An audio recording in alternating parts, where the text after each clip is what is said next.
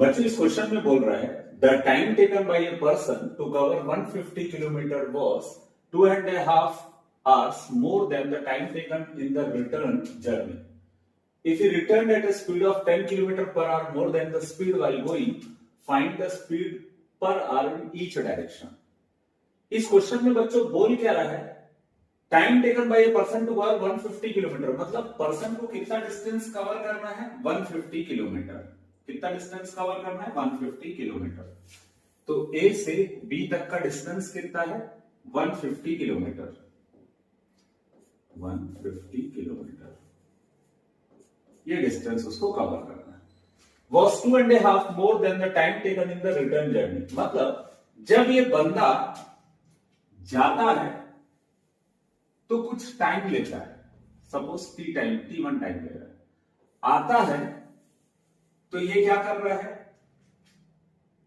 2.5 घंटे कम ले रहा है। मतलब क्वेश्चन में ये बोल रहा है कि जब वो जा रहा है तो उसको 2.5 घंटे ज्यादा लग रहे हैं और आ रहा है तो 2.5 घंटे कम लग रहे हैं। मतलब अगर सपोज उसको जाने में आने में 5 घंटा लगता है तो जाने में ये वापस आ रहा है बी से ए, तो सपोज उसको 5 आवर लगते हैं तो जाने में उसको कितना लगता है 5 + 2.5।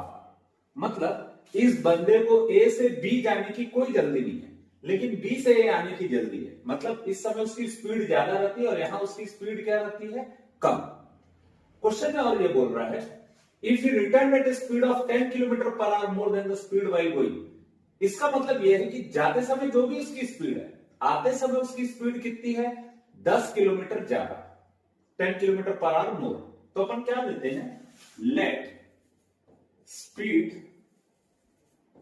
while traveling from A to B, traveling from A to B, मतलब A से बंदा अगर B तक जा रहा है तो उसकी स्पीड कितनी है A to B में उसकी स्पीड है x किलोमीटर पर आवर। कितनी स्पीड है उसकी x किलोमीटर पर आवर। अब क्वेश्चन में ये बोल रहा है जब वो वापस आएगा तो उसकी स्पीड 10 ज्यादा है, मीन्स स्पीड वाइल ट्रैवलिंग की जगह रिटर्निंग लिख लेते हैं। ए टू बी की जगह क्या होगा B to A, means while returning जब वो वापस आ रहा है तब बी से ए आ रहा है, वो बी से कहां जा रहा है ए, तब उसकी स्पीड कितनी है 10 किलोमीटर पर आवर ज्यादा है, यानी x + 10 किलोमीटर पर आवर। ये समझ आ गया होगा। जाते समय उसकी स्पीड x है, वापस आते समय उसकी स्पीड 10 ज्यादा, तो जाते समय उसकी स्पीड x है तो वापस आते समय उसकी स्पीड x + 10। जब वो जा रहा है तो उसने कितना टाइम लिया जाने में ये हमें पता नहीं है, तो हम उसको t1 लेते हैं। तो हम क्या लेते हैं late while traveling from A to B, let while traveling from A to B he takes t1 time, he takes t1 time। और आपको मालूम है टाइम का फॉर्मूला कितना होता है डिस्टेंस अपॉन क्या होता है स्पीड। तो यहां पर टाइम कितना ले रहा है हमें पता नहीं, हम उसको t1 ले रहे हैं। कितना डिस्टेंस कवर कर रहा है 150 और उसकी स्पीड कितनी है x, तो t1 टाइम कितना होगा। सिमिलरली अगर हम रिटर्न के समय वापस आ रहा है जब ये बंदा, तो रिटर्न के समय की बात करें तो रिटर्न के समय ये कितना टाइम लेगा t2 time while returning from A to B, B to A, sorry turning from B to A। अब ये बंदा जब B से A आ रहा है तो आते समय इसकी स्पीड बढ़ गई है तो कुछ टाइम लेगा। लेट वो टाइम को हम क्या लेते हैं t2। फॉर्मूला क्या रहता है डिस्टेंस अपॉन स्पीड। डिस्टेंस तो उसको उतना ही कवर करना 150, पर उसकी स्पीड अब जो पहले x थी अब वो कितनी हो गई है x + 10। तो बच्चों आपको ये मालूम है जाते समय स्पीड कम है मतलब टाइम ज्यादा लगेगा, आते समय स्पीड ज्यादा मतलब टाइम कम लगेगा। तो इसका मतलब ये है कि t1 जो है वो t2 से क्या है बड़ा है। और दोनों में कितने का डिफरेंस है क्वेश्चन में बोला गया है 2.5 घंटे का डिफरेंस है। तो दोनों में किसके का डिफरेंस है? 2.5 घंटे। हमने T1 को पहले क्यों लिखा? क्योंकि जाते समय उसका स्पीड क्या है? स्लो है। स्पीड स्लो है मतलब वो टाइम ज्यादा ले रहा है, ज्यादा ले रहा है मतलब T1 ज्यादा होगा। वापस आते समय उसकी स्पीड ज्यादा है मतलब उसका टाइम क्या होगा? कम। और टाइम कम लगेगा इसका मतलब T1 is greater than T2 और दोनों में डिफरेंस है 2.5 घंटे का। ये क्वेश्चन में दिया हुआ है। ये मिक्स फ्रैक्शन में दिया हुआ है। इसको अगर हम सिंप्लीफाई करें तो 2 2 सा कितना होगा? 4 4 प्लस 1 कितना होगा? 5/2। T1 का वैल्यू कितना था? 150 अपॉन x और T2 का वैल्यू था 150 अपॉन x प्लस 10। ये क्वेश्चन शायद समझ आ गया होगा बच्चों। इसके बाद सॉल्व करना आपके लिए एकदम इजी है क्योंकि अब आपके पास आ जाएगा क्वाड्रेटिक इक्वेशन जिसको आप बहुत इजीली सॉल्व कर सकते हो। तो हम इस इक्वेशन को सिंप्लीफाई करते हैं। ये क्या है हमारे पास? 150 दोनों में, तो 150 को हम क्या निकाल लेते हैं? कॉमन। क्या बचेगा? 1 upon x minus 1 upon x plus 10 equal to 5/2। ठीक है यहां तक? अगर आप ध्यान दो तो ये x प्लस 10 इस तरफ चले जाएगा। एलसीएम निकालेंगे हम। कोई भी चीज फ्रैक्शन में रहता है तो हम क्या निकालते हैं? एलसीएम। x प्लस 10 1 से मल्टीप्लाई होगा तो x प्लस 10, x 1 से मल्टीप्लाई होगा तो x, डिनोमिनेटर में आ जाएगा x प्लस 10 और यहां पे क्या है?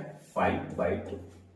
बच्चों हम ये कर सकते हैं कि ये जो इक्वल टू की इस तरफ वैल्यूज है उसको हम ट्रांसफर कर देते हैं इधर। ये जो 2 नीचे है वो कहां चले जाएगा? ऊपर। 5 जो ऊपर है वो कहां जाएगा? नीचे।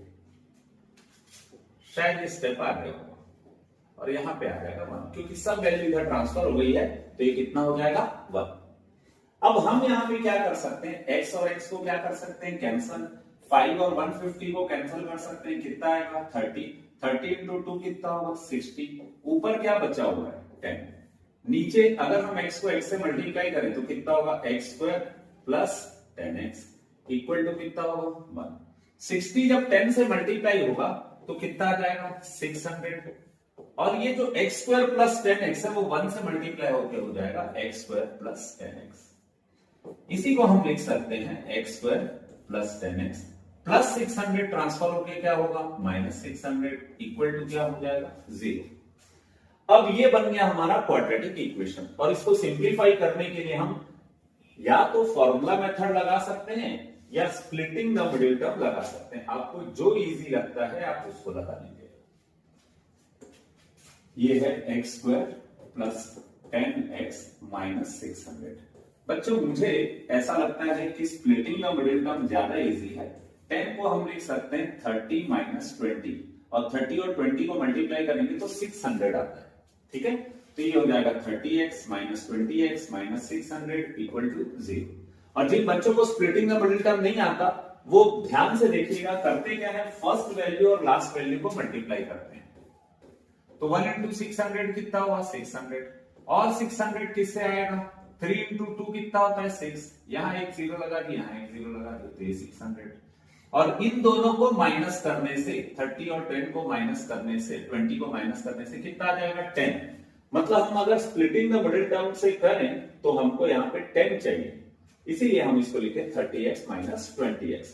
इन दोनों में से अगर हम x को कॉमन निकालते हैं तो ये हो जाएगा x प्लस 30। मैं इन दोनों में से कॉमन निकालना चाहता हूं। जो साइन सामने रहेगा वही कॉमन निकलेगा। 20 और 600 में 20 छोटा है तो 20 को कॉमन निकाल लेंगे। 20 निकल गया तो क्या बचेगा? x माइनस कॉमन निकल गया तो क्या बचेगा? प्लस। यहां पे बच जाएगा 30। कभी भी बच्चों अगर 20 आप कॉमन निकाले हो तो इसमें क्या बचेगा फाइंड करना है तो 20 से आपको डिवाइड करना पड़ेगा। अब यहां भी x प्लस 30 है, यहां भी x प्लस 30 है, तो x प्लस 30 को क्या निकाल लेंगे? कॉमन। ये निकल गया x प्लस 30। क्या बचेगा? x माइनस 20 इक्वल टू क्या बचेगा? 0। तो x प्लस 30 इक्वल टू कितना होगा? 0। तो x इक्वल टू हो जाएगा माइनस 30। अब आप देख रहे हैं इस व्हीकल की स्पीड कितनी हो जाएगी? Minus 30 kilometre per our. तो ये तो पॉसिबल नहीं है, इसीलिए अब हम दूसरे ऑप्शन को चेक करते हैं। x minus 20 equal to 0। तो माइनस 20 ट्रांसफर होगा तो क्या होगा? प्लस 20। तो जिस भी व्हीकल से वो जा रहा है उसकी स्पीड कितनी है? 20 किलोमीटर पर आवर। ये होता है इसका सॉल्यूशन। क्वेश्चन में एक चीज बोला है, ध्यान दीजिएगा, find the speed per hour in each direction. तो बच्चों हमको मालूम है कि जाते समय उसकी स्पीड कितनी थी, जब वो ए से बी जा रहा है तो उसकी स्पीड कितनी थी x, वापस आते समय उसकी स्पीड कितनी, जाते समय उसकी स्पीड x थी, वापस आते समय उसकी स्पीड x प्लस 10 थी।